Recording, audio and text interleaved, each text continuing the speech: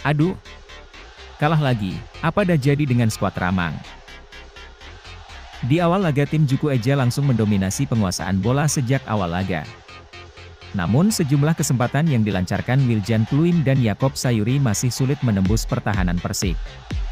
Persik Kediri mendapat hadiah penalti pada menit ke-14, setelah Ardiansyah dinyatakan melanggar pemain Persik di kotak penalti. Jevinho sebagai Algojo gagal memaksimalkan peluang menjadi gol. Sepakannya melebar ke kanan gawang Ardiansyah. Selanjutnya giliran PSM yang mendapatkan hadiah penalti menit ke-27.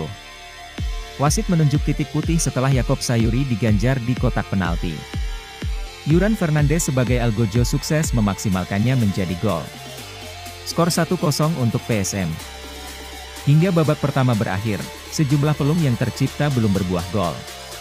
Skor 1-0 untuk keunggulan PSM. Memasuki babak kedua, Persik kemudian membalas di babak kedua lewat 2 gol cepat. Pertama dicetak oleh Bayu Otto di menit ke-52 lewat sepakan jarak jauh. 2 menit berselang, Jevinho menggandakan keunggulan Persik.